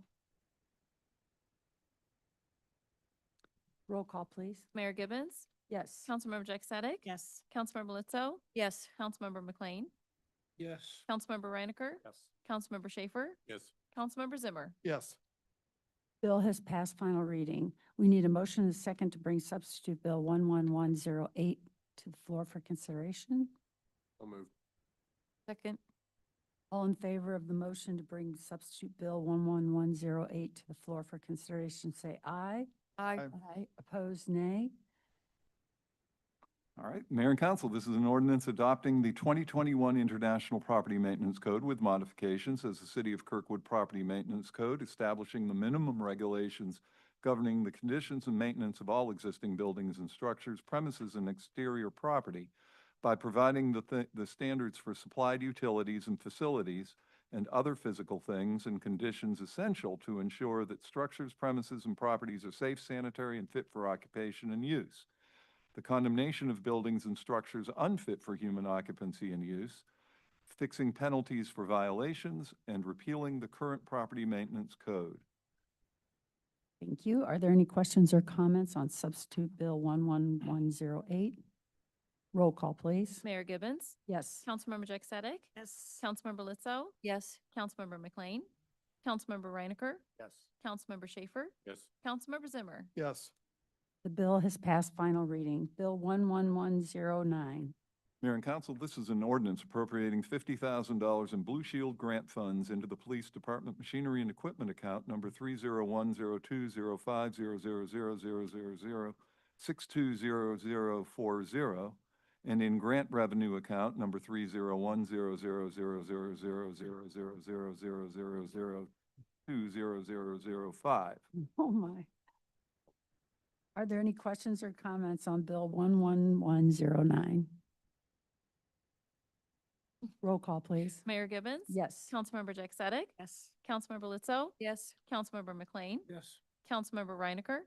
Yes. Councilmember Schaefer? Yes. Councilmember Zimmer? Yes. The bill has passed final reading. We'll now move to new business, bill 11110. Mayor and Council, this is an ordinance appropriating $20,000 from the Equitable Sharing Fund balance to the Police Department Law Enforcement account number 3010205000000620040 for the outfitting of new uniformed police officers and replenishing essential gear. Do I have a motion and a second to accept bill 11110 for first reading approval? Motion. Second. Thank you. Are there any questions or comments? Is this just for new officers? Or how's that? Do officers have to pay for their own uniforms after they put on the No, force? no. This is, This is just equitable for, this is a grant, or right, an but allocation of funds for new upfitting of officers. all right, so, and then once they're on the force, They're budgeted, we pay for all that. correct. Okay, all right, that's wanted to make sure, Mhm. officers. Any other comments? All in favor of first reading approval of bill 11110, please say aye. Aye. Aye. Opposed, nay. The bill has passed first reading approval. Bill 11111. Mayor and Council, this is an ordinance amending the Kirkwood Code of Ordinances, Chapter 14, Article 8, Section 14393, Section C, no parking zones, by removing the limited parking restriction of no parking school days only 7 a.m. to 4 p.m. on the south side of Doherty Ferry Road between Applewood Drive and to the east property line of 522 Doherty Ferry Road. Do I have a motion and a second to accept bill 11111 for first reading approval? Motion. Second. Thank you. Are there any questions or comments? All in favor of first reading approval of bill 11111, please say aye. Aye. Opposed, nay. The bill has passed first reading approval. Bill 11112. Mayor and Council, this is an ordinance adopting a revised City of Kirkwood classification and pay plan effective January 12th, 2026. Do I have a motion and second to accept bill 11112 for first reading approval? So moved. Are there any questions or comments? Yes. If you could, does this cover union represented employees like the electric department, firefighters, and so forth, the rest? The pay classification in certain cases does encompass union, but not in all cases. In that, in this particular bill? We'll let So Dave this speak to covers union. all of the union members excluding our IBEW members. Okay. For the so electrical part everybody of it. but the electrical. Correct. Got it. Okay. I just want clarification. Thank you. I have a quick Yeah. question. Under the finance director's comment, she put the current budget should have sufficient funding. Is should mean it does, or maybe we're should? It is funded through the budget fully.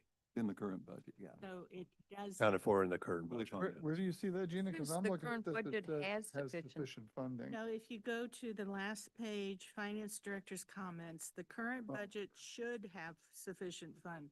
I'm Yeah. just wanting to know, does it? One says it does, one says it should. Do we pick between the two? But it does have. Yes. Okay. Yes, ma'am. Yeah, I guess we'll find out later. Thank you. Okay, any additional comments? All in favor of first reading approval of Bill 11112, say aye. Aye. Opposed, nay. The bill has passed first reading approval. Resolution 112, 2025. Mayor and Council, this is a resolution accepting the single source proposal of GovWorks Incorporated in the amount of $22,500 for the purchase of the Comms Coach software for the police department and authorizing and directing the Director of Procurement to issue a purchase order. Do I have a motion and a second to accept Resolution 112, 2025 as read? Motion. Thank you. Are there any comments or questions? Roll call, please. Mayor Gibbons? Yes. Councilmember Jack Sadek? Councilmember Lizzo? Yes. Councilmember McLean? Yes. Councilmember Reinecker? Yes. Councilmember Schaefer? Yes. Councilmember Zimmer? Yes.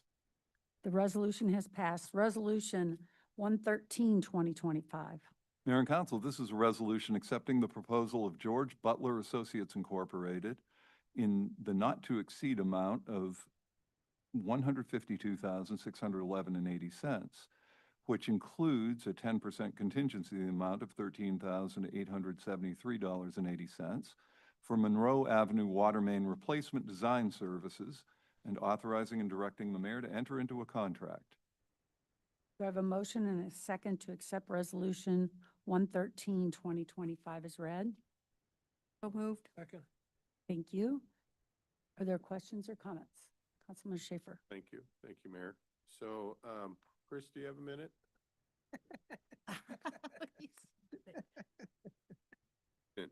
Like you said, yeah. I know your name, so you don't have to say your name.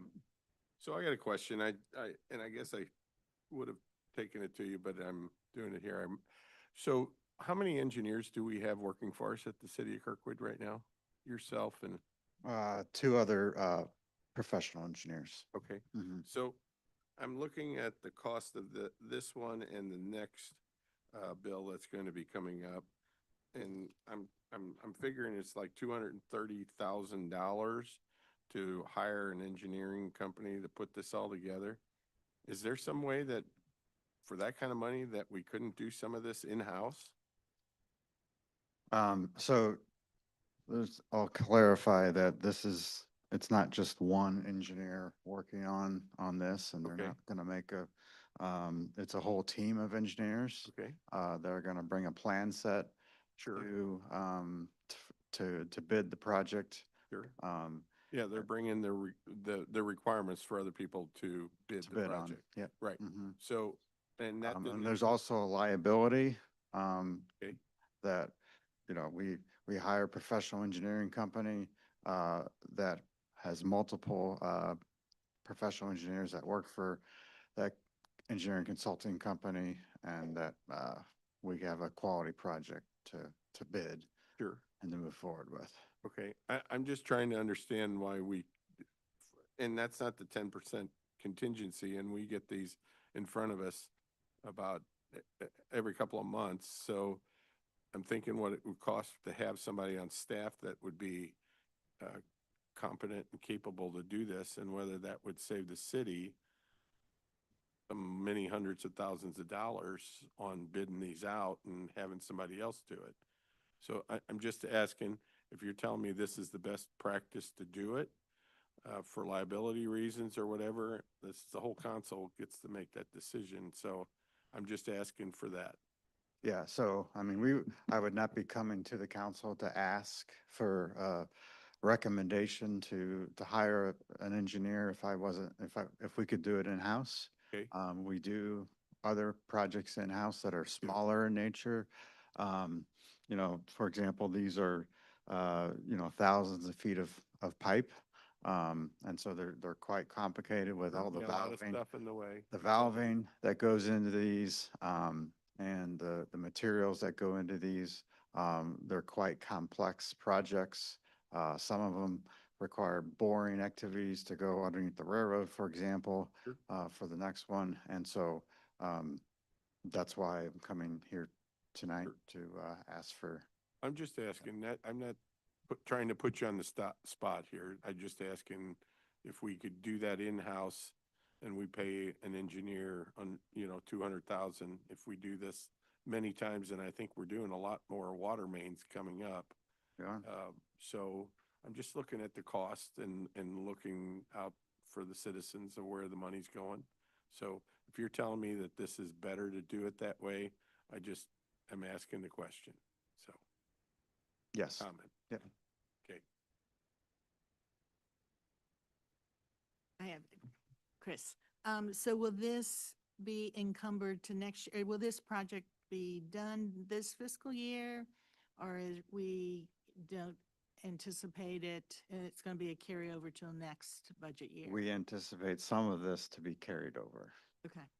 But the invoice, the procurement process now, you'll include the whole line item, approved amount, plus a Yes. separate line item. And I have, go ahead, sorry. Go ahead, yeah. So I know we're changing some procurement capturing process, and I'm assuming that this will fall into that new process. Yes, it will. Okay. And you anticipate. But there's Go ahead. sufficient funds in the account to cover the entire amount for this fiscal year. If we need to, if the work did get all complete in this fiscal year, I would be able to cover that. Okay, okay. And then if you're going to continue some, we'll know that at budget time. That's correct. Yep. Additional questions? Okay. Sorry, where am I? Roll call. Mayor Gibbons? Yes. Councilmember Jack Sadek? Yes. Councilmember Litzo? Yes. Councilmember McLean? Yes. Councilmember Reinecker? Yes. Councilmember Schaefer? Yes. Councilmember Zimmer? Yes. Resolution has passed. Resolution 114, 2025. Mayor and Council, this is a resolution accepting the proposal of Cochran Engineering in the not-to-exceed amount of $80,866.50, which includes a 10% contingency in the amount of $7,351.50 for Couch Avenue and Bach Avenue water main replacement design services, and authorizing and directing the mayor to enter into a contract. Thank you. Do I have a motion and a second to accept Resolution 114, 2025? Motion. Second? Thank you. Are there any questions or comments? I will just have the same question. If your answer is the same, you could say ditto. Councilman Schaefer, do you have anything? Official. So Chris, sorry. Hey, Chris, come on back up. Chris, No. So this is you're putting a loop in that goes in for the water main, is that correct? Is that what I'm reading? Yes. And that's a backup in case if the other one fails? That's just to provide more volume, Volume. and it's better. We have better flows Sure. when we loop a Okay, so system. it's not like a backup system, it's Not in case if necessarily. one fails or the other fails. It would create that, but it's really not to, yes, it would provide a loop system. So if we had a break in the particular portion of it, it would backfeed it. Yes. And you said already that it's just to move more volume of water. Primarily. System, yes. That's the primary purpose for it. Yeah. Thanks, Chris. Mhm. Any other questions? Roll call, please. Mayor Gibbons? Yes. Councilmember Jack Sadek? Yes. Councilmember Litzo? Yes. Councilmember McLean? Yes. Councilmember Reinecker? Yes. Councilmember Schaefer? Yes. Councilmember Zimmer? Yes. Interesting the way the resolution passed. Resolution. We'd like that one. 115, 2025. Mayor and Council, this is a resolution accepting the proposals for the renewal of employee benefits for the period of April 1, 2026 through March 31, 2027. Do I have a motion and a second to accept Resolution 115, 2025 as read? Motion. Thank you. Are there any comments or questions about the resolution? Roll call, please. Mayor Gibbons? Yes. Councilmember Jack Sadek? Yes. Councilmember Lizzo? Yes. Councilmember McLean? Yes. Councilmember Reinecker? Councilmember Schaefer? Yes. Councilmember Zimmer? Yes. Resolution has passed. Okay, now we need to go back to the consent consent agenda item Yep, that was pulled November 20th, 2025 minutes. November 20th, 25 minutes. So what we need to do is, as if it's a new agenda item, let's do a motion and a second to approve the minutes, and then we'll open it up to Councilmember Letzau to do a motion to amend the minutes. Okay, That'll be, I need a motion and a second to approve the minutes from November 20th, 20th, 2025. 2025. Motion. Second. Who? And now. And this- I move to amend. I don't, Lori, how Let's specific just- do I we have to can get make- here? Just be simple, resolutions Resolution 106 106 and and 107, 107. 2025. The vote tallies on these are not correct at the moment. It shows that there was unanimous approval and actually, I believe Councilmember Jack Sadek and Councilmember Schaefer Uh-huh. voted no on both Resolution 106 and 107, so we need to adjust. We need to correct those to the no votes instead of the yes votes. Okay. Lest, Yep, nope, you're accurate. Are you my second? Are You're you my welcome. second? Second that. You're welcome, Gina. Heard it. Thank you. All in favor or roll call? Yep. All in favor, say aye. Aye. Opposed, nay. And then we need, so that was all in favor on the motion. Now we need to just all in Approve favor. as amended. Approve the Approve minutes as amended. Yeah, okay, approve as amended. Motion. All right. Second. Nope, we already did that. We just needed all in favor. All in favor? Aye. Opposed, nay. Okay, the minutes pass. Great, thank you. Just make, and I don't know, I don't necessarily need a motion, but just in this, it said Councilmember Jack Sadek reported she has received positive comments about a staff member. Can we put Carrie's name? I mean, I specifically said Carrie Paskey. Sure And just can. to acknowledge that she, Oh, Carrie. I know. Yes, I I absolutely mean, will. she didn't lobby me, but I thought it would be nice to. Yep, I will add that.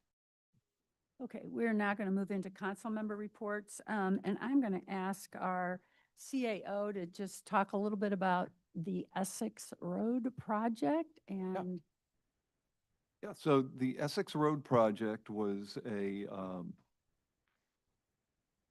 thorough rebuild of Essex between Kirkwood Road and Guyer. It was slated to take a certain amount of time, ending December 9th. Unfortunately, there were some difficulties encountered with the crews scheduling and so forth on the project, particularly in the summer, which threw it behind schedule. The city has been working with the contractor to address those concerns, and thankfully, most of the project now, I would say it's a significant completion now, although there are still some punch list items to be completed. The striping started today.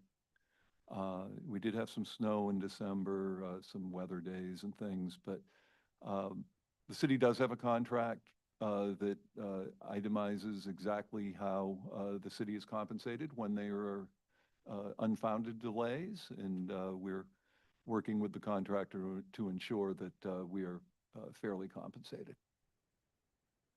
thank you. I know our citizens have been anxious for that to be completed and wanted them to I know. think everybody's been anxious. Yeah. So, a couple of other things, our wonderful chamber has produced an incredible map. So if you ever, of Kirkwood, so if you ever need any maps, the chamber is the place to go. Thought I'd point that out. Another thing I want to tell you is that I was at a meeting recently, Amtrak meeting, And Kirkwood is just surpassed the city of St. Louis on our boardings on the Missouri River Runner. We are now the second busiest station in Missouri. So, yeah. Pretty exciting. So one of the things that when I started my tenure, I really talked about bringing the community together. And I think that that's something that we should all strongly work on for the next year. Really extending ourselves as much as we can to others. Maybe even, we might even just introduce people at council meetings, have everyone turn around and meet the person behind them for the first time.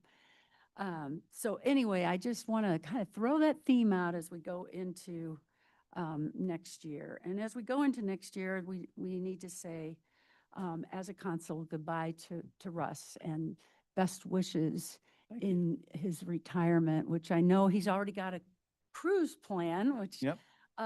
what a great way to go into a retirement.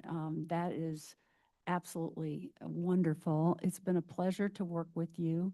Yeah. Thank you for all you've done for the city of Kirkwood for the past 11 years. I haven't gotten to be around for that many, but it's been a pleasure to work with you very much so. Thank you. And we wish you all the best. Thank you, Mayor. I appreciate that. Mhm. Other council members? Councilmember, what's that? Thank you. Well, I was too busy compiling a list of questions for Dutch Bros, which was obvious, so I don't have any pre-written comments, so I'm just flying blind here. But echoing what a lot of the citizens already said, Russ, you've done an amazing job, and the proof is in the pudding. If you look around Kirkwood and see how popular this community is, how we've become a model for other municipalities. Staff regularly report that they are asked when they are amongst their peers, so what's Kirkwood doing? You know, you are basically saying that, you know, you guys are the leader. What are your best practices? Looking to us for, you know, guidance on things that they should do. And I mean, I am so proud to be a council member in the city of Kirkwood now for almost 12 years. You had some big shoes to fill, but your successor has some even larger shoes to fill. This community continues to grow. We had sort of a low point in the mid-70s, I think, when the population shrank. We had lots of empty storefronts. But you bring in your planning skills, your management skills, just a whole host of your intellect, your people skills. You're well regarded by your peers. I know this for a fact because when I attend any kind of municipal league function, they're all like, "Oh, say hi to Russ. He's great. We love him. I love interacting with him, and you know, whatever, hanging out, Kevin book out." um, you have hired a top-notch staff because you haven't been out there paving the roads and working on the traffic signals and stringing new distribution lines, but you have hired staff that so ably, competently have carried out their role for the citizens of Kirkwood. They work really well together as a team. I'm so proud of all of them, thankful for them as well. It was almost 11 years to the date, I think, that we were downstairs because it was a tornado warning or watch. I don't remember, but we were downstairs and having a discussion with you, I believe, as one of the finalists. I don't remember the exact, but Clearly. yeah, it was kind of like, oh, welcome to the Midwest, Mr. You know, Simpsonville, South Carolina. You had hurricanes over there. Here you're going to have tornadoes. But I personally am going to miss you. I'm going to miss our 1 and 2 hour coffees together to get caught up on what's going on. And 3 to 4 hour, you know. oh, Hey, More they accurate. didn't need to know all of the details, please. You also promised me a beer coming up, so I'm gonna hold you to that one. Yeah, I just, I'm gonna miss you. Thanks. And, best to you and Meg and Belize and et cetera. And you know what? I pronounce you a true in now full-blooded Kirkwoodian. Oh, There you go. thank you. I appreciate that. That's it. Yes. Oh, I've got something after this, so I just wish you the best in your future Thanks, and Paul. your family and where you end up and where you're going and all of Oh. that. So thank We're- you. We're ending up in Kirkwood, so. Yeah, so I know, but I'm saying final when you retire. And Oh, I got you. Well, I'm, wherever you're yeah, we're there. good.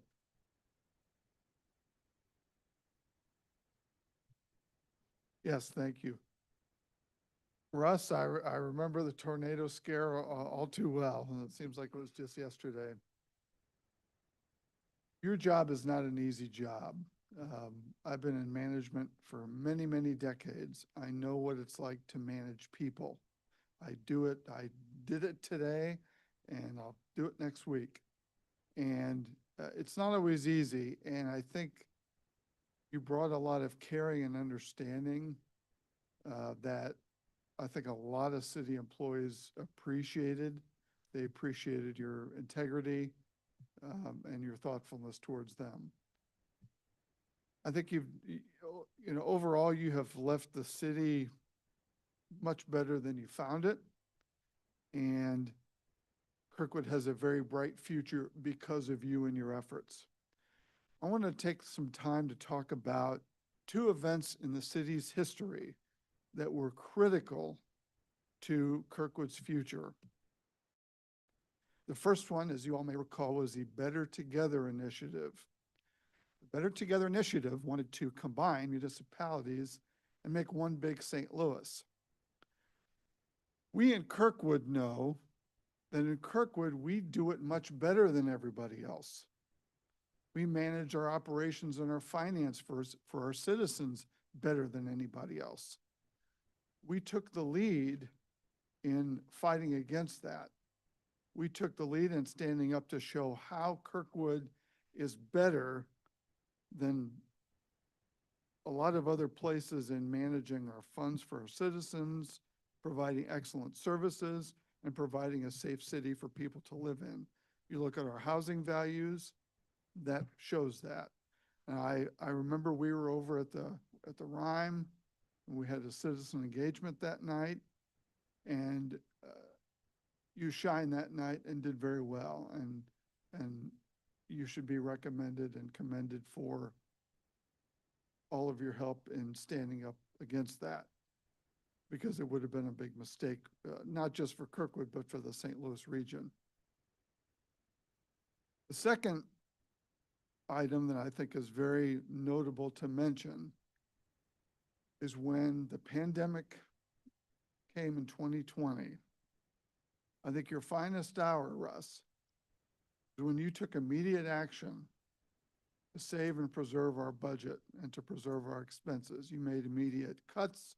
You took immediate action when other municipalities, states weren't doing anything. You had the foresight to realize we needed to do that. And because of those efforts, our budget was intact. We lost minimal employees, and we came out stronger than ever. We kept a lot of businesses where businesses failed miserably throughout COVID. And we kept a lot here in Kirkwood because of our efforts.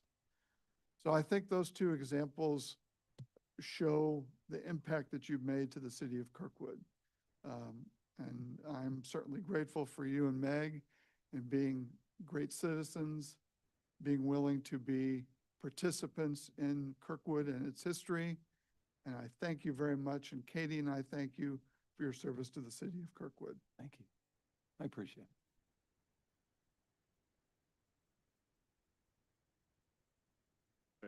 Oh, no, for other council comments.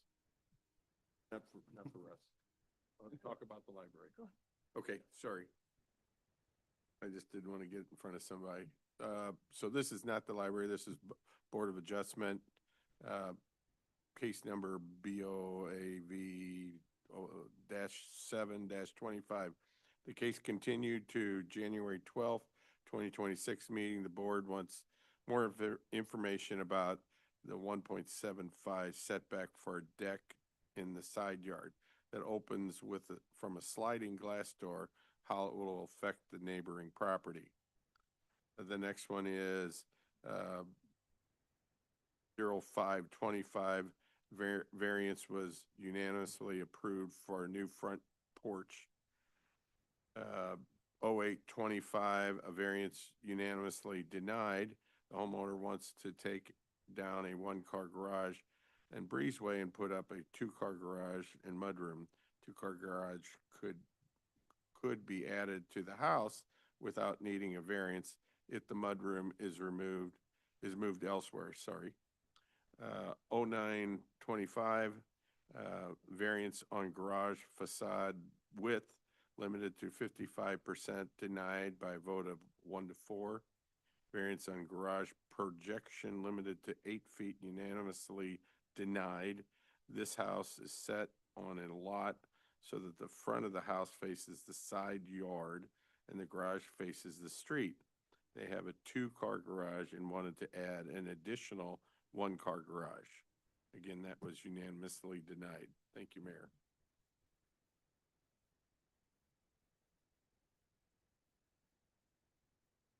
Administrative Officer report. Yes, Mayor and Council, the city did receive an application for a temporary outdoor promotional variance from Patriot Builds, 811 South Kirkwood Road, to place a 30 by 20 tent on their parking lot for a private holiday party on December 19th, 2025 from 6 p.m. to 9 p.m. This request would require city council approval by voice vote. I have a motion and a second to approve the application. Motion. Second. Are there any comments or questions? All those in favor of the approval say aye. Aye. Nay. Application is passed. Right, Mayor, I also just wanted to say it's been an honor working with the Kirkwood team, including Mayor Liz Gibbons, Mayor Tim Griffin, and Mayor Art McDonald, as well as multiple city councils who advanced their initiatives and goals over the years. But I'll tell you, Kirkwood is a very special place because of the people that make the services happen. And I think my proudest achievement at the city of Kirkwood is bringing in department heads who are exemplary in their ability to provide the services that the citizens need and expect and deserve. I'm proud of our police, fire chiefs. I'm proud of our public services director, proud of our planning director. These are the people that, you know, I help bring into the community. They're people that were hired by me as chief administrative officer, our finance director. I don't want to forget people. Assistant chief administrative officer, I couldn't forget David, soon to be interim chief administrative officer upon my retirement tomorrow. He and they are experts in their fields. He and they are highly qualified to do what they do, and they're caring, compassionate, believe in Team Kirkwood, and I know the city's in good hands going forward with these people. If I left anybody out, Kyle Henke just popped into my head there. There are others. There are others, and they're the legacy. They're the legacy of, you know, moving forward with the city in Team Kirkwood. Team Kirkwood is all about knowing your customer, but also knowing that you should be helpful to your fellow employee. Paying it forward brings great dividends back. And just bringing empathy and care into the employee ranks is something I'm very proud of. I think we've got a strong culture at Kirkwood that will continue through many, many CAOs going forward. And I'm just proud to have served here. Thanks a lot. Thank you.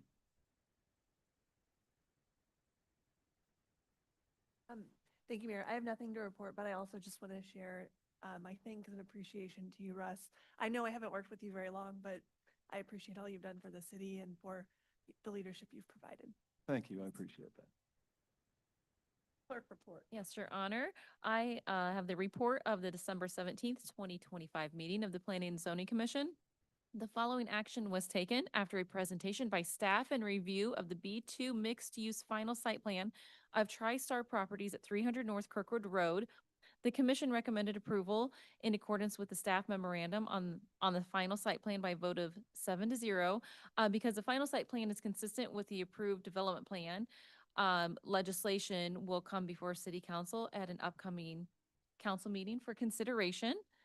And the only other thing I have, Russ, I'll see you tomorrow, but Yes, you will. say publicly, it's been a pleasure working with you for 11 years. I knew the Mike Brown days. I've known the Russ days. So, to me, it was an easy transition into the next. It's been pleasure working alongside with you. You've been, I feel like we had a great working relationship, so Absolutely. you will be missed, but I wish you and Meg the best and enjoy your retirement. And want to wish everybody happy holidays and happy new year, because I'm off next week. So Thank you. There you go. yeah, I'm off next week. Yes. All right. Seeing no further business, our next regularly scheduled meeting will be on Thursday, January 8th. Happy holidays, everyone. Change that one bill that